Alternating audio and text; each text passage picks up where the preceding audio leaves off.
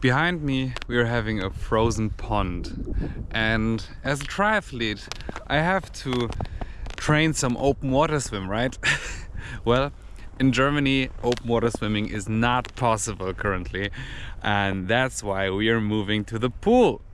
Welcome to a new vlog, welcome to a new video of my Road to Ironman series. Today we will talk about swimming and how I mastered to go from no swimming at all, not swimming one lap, to mastering 1.5 kilometers without stopping. Let's go.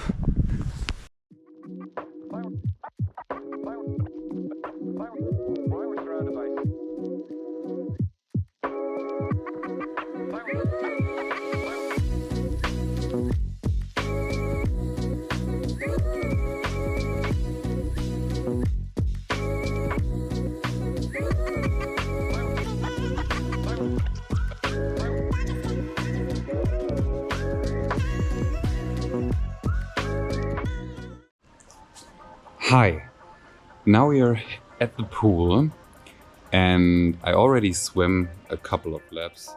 I already swam around 1,000 meters because the pool was pretty full today in the morning and I didn't want to bother other people by filming them, and I didn't want to start any discussions in the morning.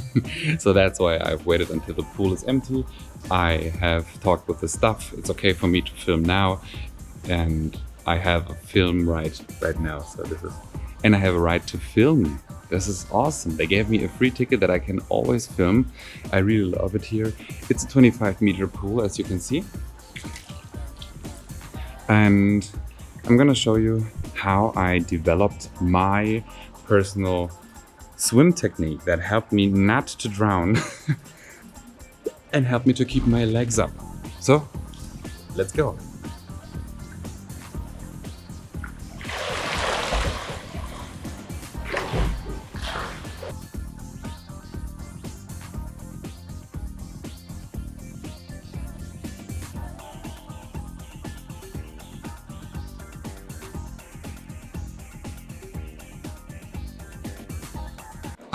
I got a new lens, so I gotta test this out. Hey, I got a new lens for my camera because my old one broke down. I first recorded everything with the GoPro. However, the GoPro overheats after 15 minutes at room temperature.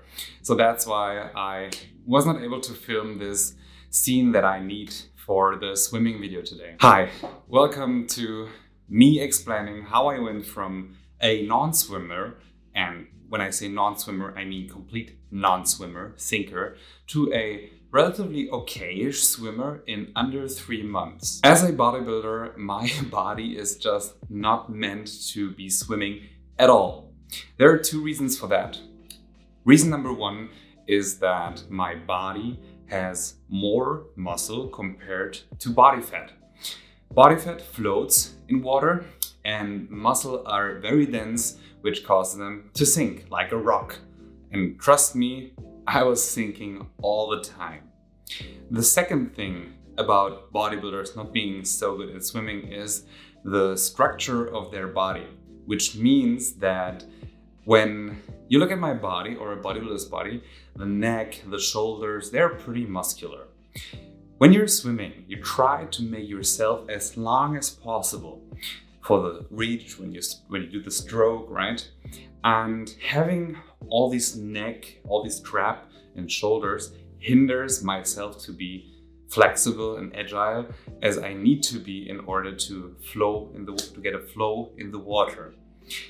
So those are the 2 handicaps, I would call them, for a bodybuilder. In the beginning, this was a reason for me to think about quitting becoming a triathlete, because I was so frustrated. I was going to the pool, I would start my swimming session and I just could not handle even 1 lap of 25 meters.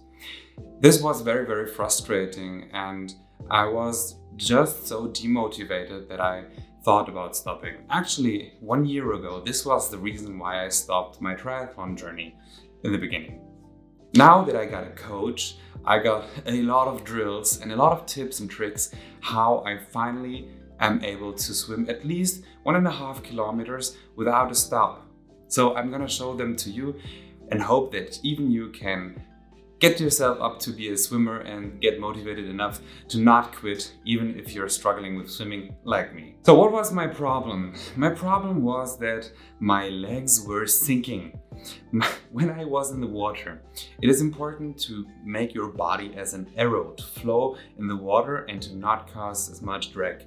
So what happened to my legs, because they were so muscular, they were sinking. So I was like this and I caused too much drag. A tool that helped me a lot to get my legs up and to learn how to balance in water are neoprene shorts. These one. And you can see how thick they are. This is like this neoprene. This neoprene floats. So this causes you to float better. And I was not thinking that those could help me that much. Like literally the first session I had with them, I thought my legs were flying up. I know a lot of swimmers say that this is kind of cheating, but for me as a triathlete, it is okay because I will swim in a neoprene suit anyway. So this is for me okay to begin with, and you can leave them out anytime because your body gets used to the balance, and maybe these just help your body to get used to the balance and learn how it is to balance, and maybe you don't need them afterwards. So these are a huge tip from mine. They're pretty pricey, but trust me, if you want to learn swimming, those are definitely a must. So we got a lot of tools to talk about here before we talk about any technique, because I think the tools in swimming can help a lot. Next, we got fins.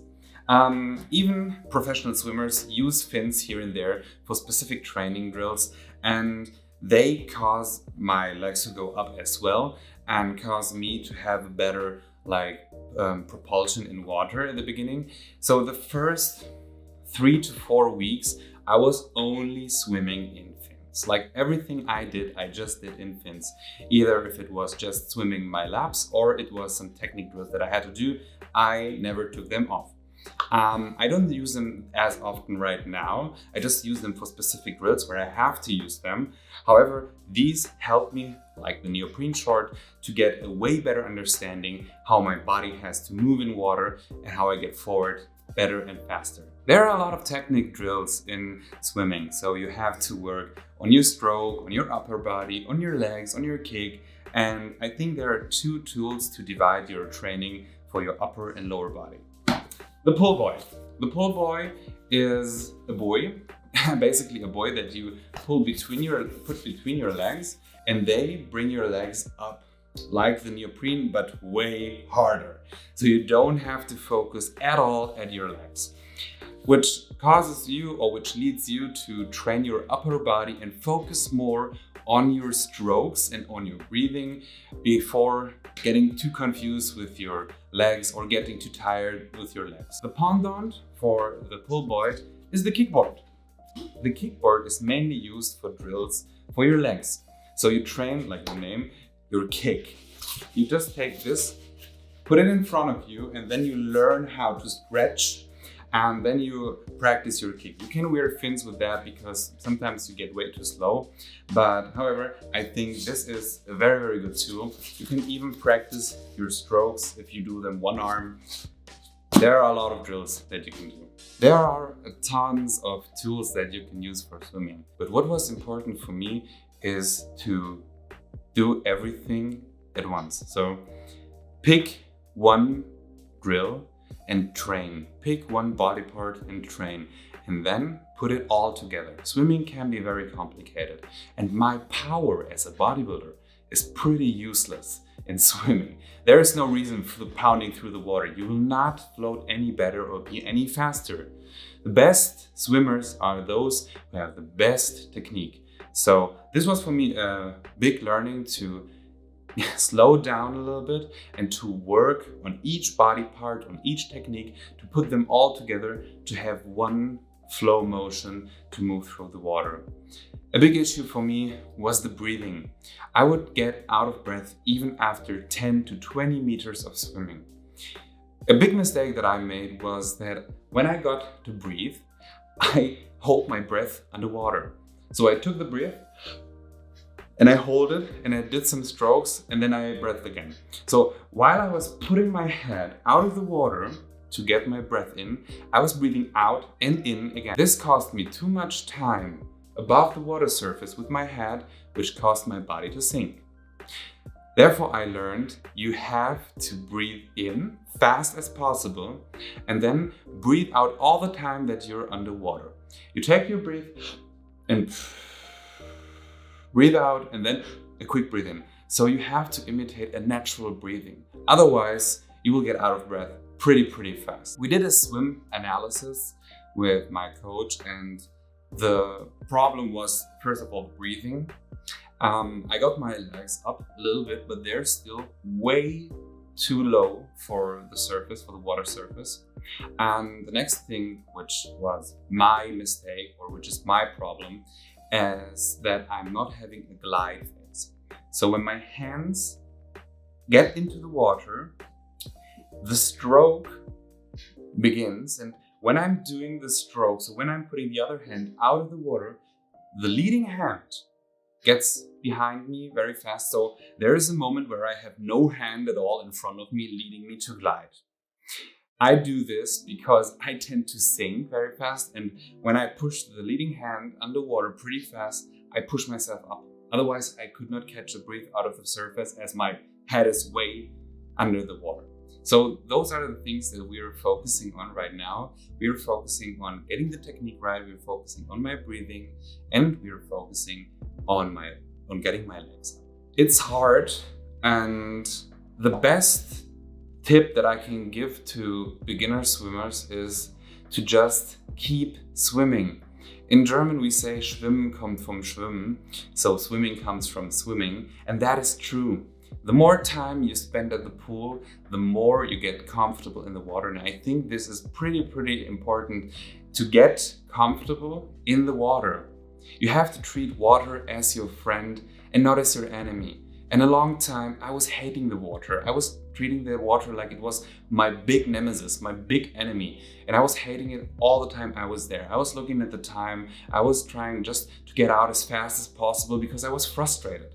But trust me, the more time you spend at the pool, the more time you spend swimming, the better you get. This is a natural law. I'm very happy of the progress that I've made because this could be a showstopper for me.